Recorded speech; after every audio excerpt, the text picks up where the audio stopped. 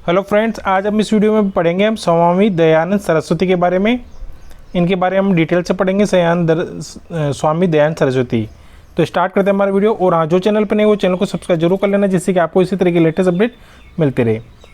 राजस्थान के जन जागरण में धर्म व समाज सुधारों की श्रेणी में दयानंद सरस्वती का नाम सबसे पहले लिया जाता है। स्वामी व उनके आर्य समाज की स्थापना में सबसे अधिक योगदान रहा। जन्म स्थान 1824, शिवपुरा, कटरा गांव, जिला मोरबी, गुजरात। बचपन का नाम था मूलशंकर तिवारी।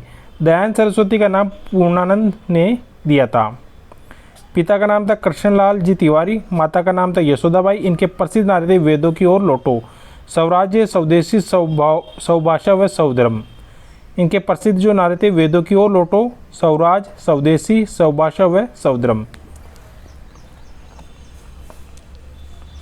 1845 में 21 वर्ष की उम्र में गृहत्याग किया। 1860 ईस्वी में मथुरा के दंडी स्वामी वर्जानंद महाराज से ज्ञान प्राप्त किया।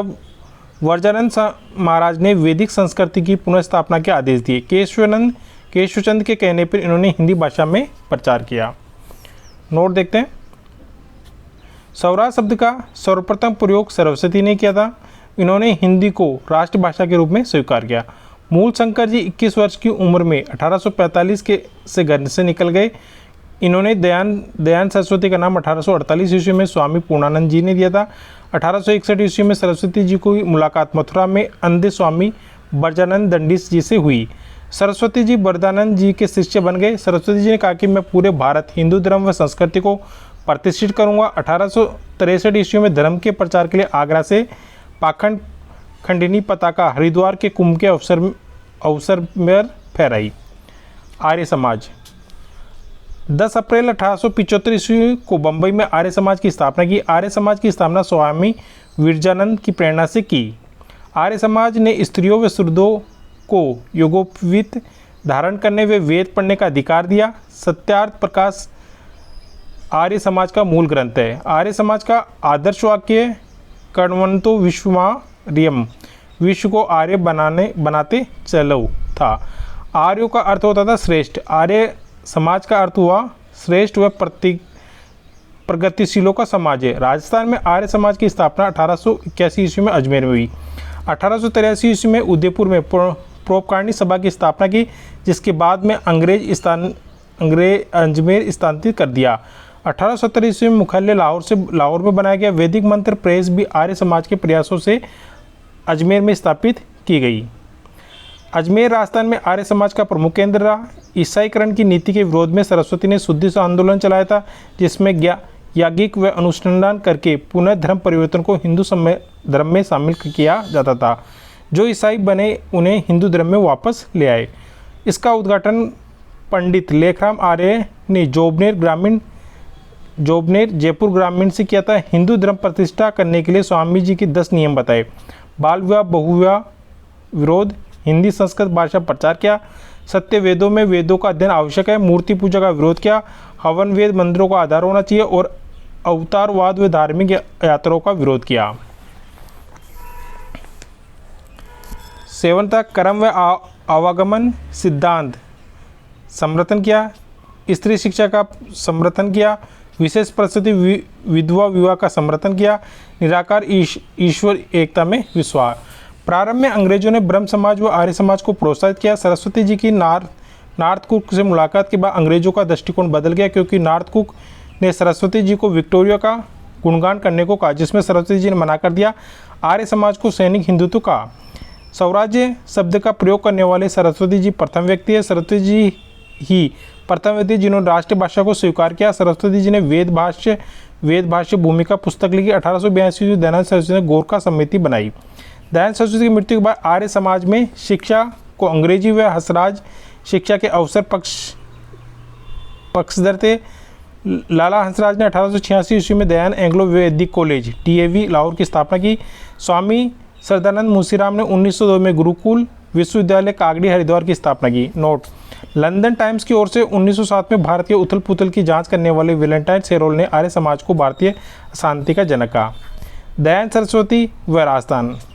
सरस्वती राजस्थान में सर्वप्रथम करौली शासक मदन पाल के यहाँ आए थे। जयपुर में सरस्वती जी राम सिंह सेकंड के यहाँ 3 बार आए। 1881 में उदयपुर के बनेडा के जागीरदार गोविंद सिंह के यहाँ आए थे। यहाँ सरस्वती जी मेवाड़ के महाराणा सज्जन सिंह के यहाँ आए थे और उदयपुर में 1881 में परोपकारिणी सभा की स्थापना की, जिसका अध्यक्ष सज्जन सिंह को बनाया। सज्जन सिंह की मनुस्मृति व राज्य धर्म की शिक्षा दी। सरस्वती की मृत्यु दीपावली के दिन हुई थी। दयानंद जी जोधपुर के जसवंत सिंह द्वितीय के यहाँ आए हुए थे। दयानंद जी यहाँ प्रवचन देते थे। जसवंत सिंह उनके चरणों में बैठकर प्रवचन सुनते थे। एक बार दयानंद जी जोधपुर राज्य के महलों में गए। वहाँ उन्हें नन्ही जान वेश्या का अनावश्यक हस्तक्षेप देखा। वह महाराजा उसका प्रभाव देखा। स्वामी जी ने महाराज को समझाया कि जिससे महाराज ने स्वीकार किया, वह नन्ही से संबंध तोड़ लिया, परंतु नन्ही स्वामी जी के विरुद्ध हो गई। इन्हें रसोइया कलिया जगन्नाथ के साथ मिलकर स्वामी जी को काज पिला दिया। जोधपुर अस्पताल में उन्हें भर्ती कराया गया। जोधपुर के बाद आबू लाया गया। उसके बाद उन्हें अजमेर ले जाया गया, जहाँ 30 अक्टूबर 1883 ईस्वी स्वामी जी की मृत्यु। स्वामी जी के अंतिम दिन राजस्थान से ही गुजरे। स्वराज्य के बारे में बताया कि बुरे से बुरे स्वदेशी राज्य की तुलना में अच्छे से अच्छा विदेशी राज्य भी बुरा है।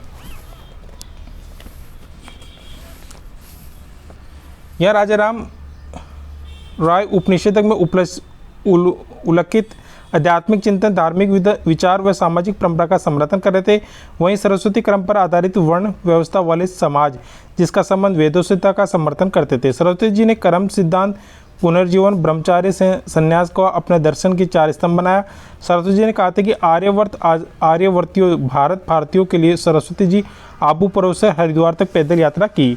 स्वामी जी की जो पुस्तक थी वो थी सत्यार्थ प्रकाश, ऋग्वेदादि भाष्य भूमिका, ऋग्वेद भाष्य, आयुर्वेद भाष्य, चतुर्वेद विषय सूची।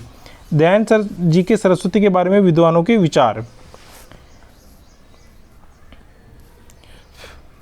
एनी बेसेंट स्वामी जी प्रथम व्यक्ति जिन्होंने कहा था कि भारत भारतीयों के लिए है। सरदार वल्लभ भाई पटेल ने भारत की स्वतंत्रता की नींव वास्तव में सरस्वती जी ने डाली। पट्टाभी सीतारामैया, गांधी जी राष्ट्रीय पिता है, स्वामी जी राष्ट्रीय पितामह है। सुभाष चंद्र बोस आधुनिक भारत के आद्य निर्माता। वीर सावरकर, दयानंद जी स्वाधीनता संग्राम के सर्वप्रथम योद्धा। तो आपने देखा ये जो दयानंद सरस्वती के बारे में पूरी डिटेल से हमने इस वीडियो में देखा। इससे संबंधी आपका कोई भी क्वेश्चन हो तो आप हमें कमेंट बॉक्स में कमेंट करके पूछ सकते हो। और हाँ, जो चैनल पर नहीं वो चैनल को सब्सक्राइब जरूर कर लेना, जिससे कि आपको इसी तरह की लेटेस्ट अपडेट मिलती रहे। तो आज के लिए इतना ही, धन्यवाद।